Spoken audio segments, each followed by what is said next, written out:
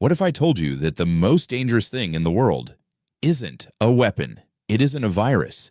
It isn't even a natural disaster. It's a person following orders. In 1961, a psychologist at Yale University ran an experiment so disturbing that it was banned from ever being repeated. What he discovered didn't just shock the scientific community, it shattered everything we thought we knew about human nature. And the worst part?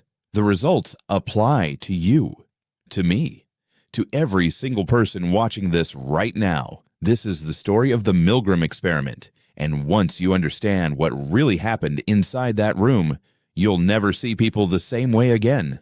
Stanley Milgram was obsessed with one question, a question that had haunted the world since World War II.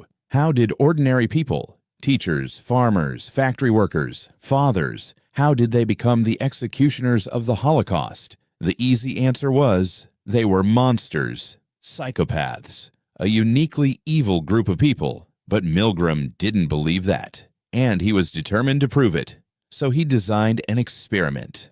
Simple on the surface, terrifying in its implications. He placed an ad in a local newspaper. Volunteers wanted for a study on memory and learning, paid $4 for 1 hour. Hundreds of ordinary Americans showed up. When each volunteer arrived at the lab, they were greeted by a man in a white coat, a scientist, an authority figure. He explained the experiment. One person would be the teacher, the other would be the learner.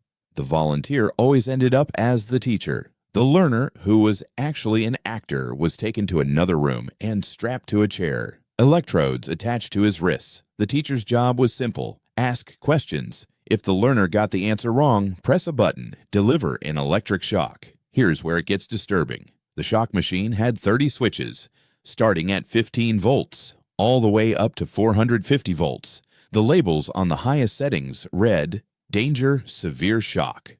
And at the very end, just 2 words in red, XXX.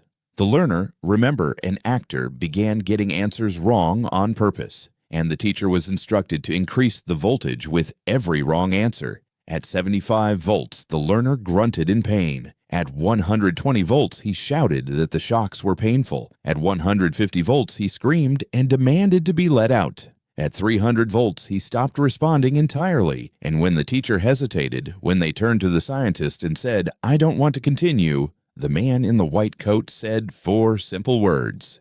"Please continue the experiment." Before the experiment began, Milgram asked psychiatrists to predict the results. They estimated that less than 1% of people would go all the way to 450 volts, only the most sadistic disturbed individuals. The actual result? 65%. Nearly 2 out of every 3 ordinary Americans delivered the maximum shock, 450 volts, to a man they believed was in agony, or possibly dead, not because they were evil, not because they enjoyed it. Many were visibly distressed, sweating, trembling, begging to stop, but they kept going because someone in authority told them to. Milgram called this the agentic state, a psychological shift that happens when we place ourselves under the authority of another person. We stop seeing ourselves as responsible for our own actions. We become instruments, agents of someone else's will. And this shift doesn't require uniforms. It doesn't require threats. It doesn't even require a good reason.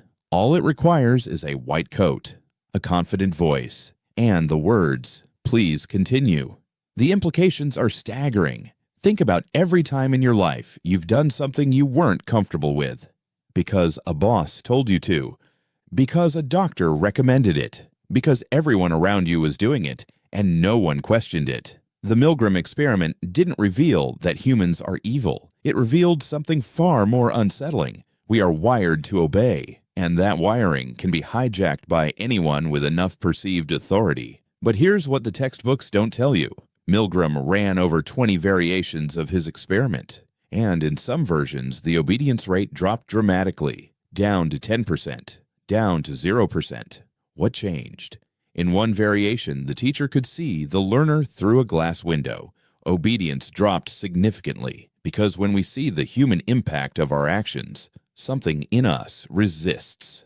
In another variation, 2 other teachers, also actors, refused to continue midway through.